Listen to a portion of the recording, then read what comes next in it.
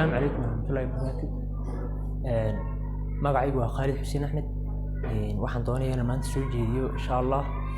basasha. horta basasha aad baad u garanaysiin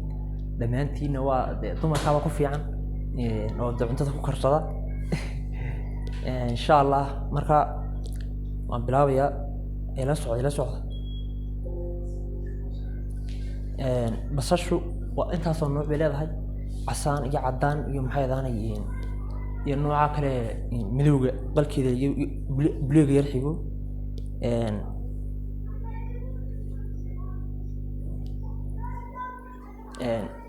balance description ka hadaba qaab marka hadaan markaan kala saarayno waxay noqonaysaa maxay ahaanay mid flower iyo mid maxay ahaanay sheeg inta hoose kuwa maxay kale bari kule marka iyadoo flower wata markaan iska dhaafanayna historygeeda waxa weeyaan waa Afghanistan iyo areadaas ilaa Pakistanka ilaa waxay ku aduucaan ku tahay Asia Europe ma waa Asia inta badan inkastoo inuu dhulkeena ka baxdo aboota iyadoo maxay ahaanay khariiradiya areadii adu Afghanistan iyo India iyo dhulkaas ku cadtay adigu Asia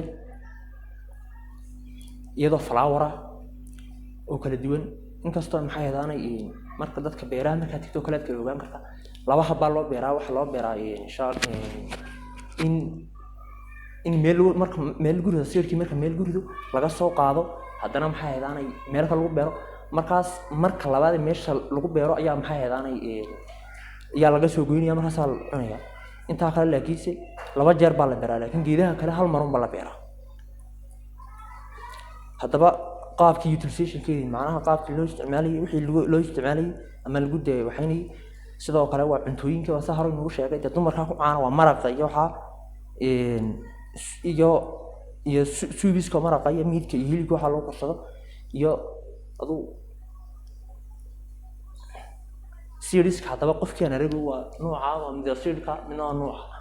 series-kaasi waa mid soo marka hore saas weeyay waa la qalajinayaa noocaas noqonaya markaas yaa meel guriga marka meel guriga markay baxdo ay caleen noqoto ayaa dib la soo qaadaya meel kale loo xood baa xood qofkii garanaya beerahtiga garanay xood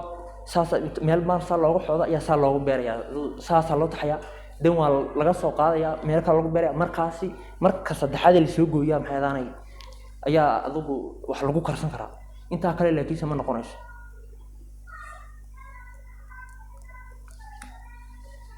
interest factors hadaba waxyaalada ay xiisaha inta badan ay ama ay caafimaad leedahay ee qofka xiise gelinaya horta inta badan dumarku waa kuwa googooyaan ama cuntada ku karnayaan oo kale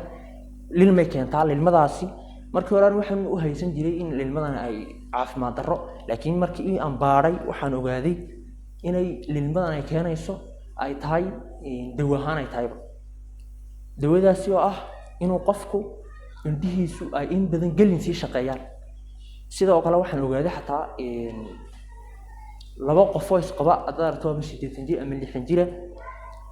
odayga iyo islaanta marka wax hor indhabeelay odayga islaanta ma indhabeeshay inta badan marka waa isticmaalka ay baasha adigu ay inta wax karnayaan marka deetiin inuu dameelaanin wataas sawirkii iyo basashii nutritional value hadaba ay maxay ahaanay waxyaalada nafaqada leedahay waa storage leedahay sugar bay leedahay protein baa ku jira vitamin A iyo B iyo C baa ku jira oo B iyo C na waan isku ogeeyay waxa weeyaan waa soluble water soluble baa hayn aadna waa labada way raacsan tahay in soluble iyo soluble bay raacsan tahay climate hadaba waxyaalada cimilada ay ku baxayso waa dhul koola waa maxay essential requirement-ga loo baahan yahay formation of most commercial varieties hadaba waxyaalada iyadoo ku baxaysa qabow waxyaalada dhan ee looga baahan yahay maxay ahaanay fiiso ee marka beerayso waa long photo period iyo high temperature labada ay sheeyaan inay photosynthesis habkii photosynthesis u sameysanaysay aduu photosynthesis badan inay hesho ilays badan macnaha temperature badan inay hesho weeyaan hadaba soilkii dabiiciid aad ku beerayso say ahaan lahayd cid nafaqo ana waa fertile haato inay ahaato well draining inay ahaato rich in humus inay ahaato optimum pH keeduna intaa yahay medical value da hadaba waa low blood pressure less occurrence of cancer inay cancerka ka hortagto iyo antiseptic for insect bit iyo wixii cayaanku qaniino kale iyo antidiabetic iyo macaanka iyo anti-aging-tiga iyo wixii ku qaniina iyo stimulate hair growth iyo qofkii bidaarka cabanayo baasha isticmaal iyo blood pressure iyo low blood pressure iyo qofkii insulin haday ka dhamaato maxay daanay dhiiga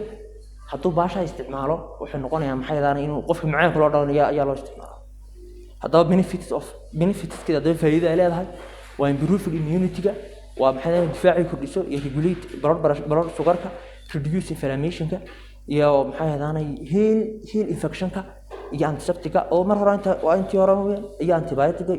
iyo antimicrobials-ka haddaba dhulka lagu kaydiyo maxay daanay dhigaysa marka soo geyso waa meel maxay heedaanay temperature-keedu 230 ilaa 40 degree iyo humidity-keedu waa inuu ahaado 65 ilaa 70 humidity-keedu. Assalaamu calaykum waraxmatullaahi wabarakaatuh.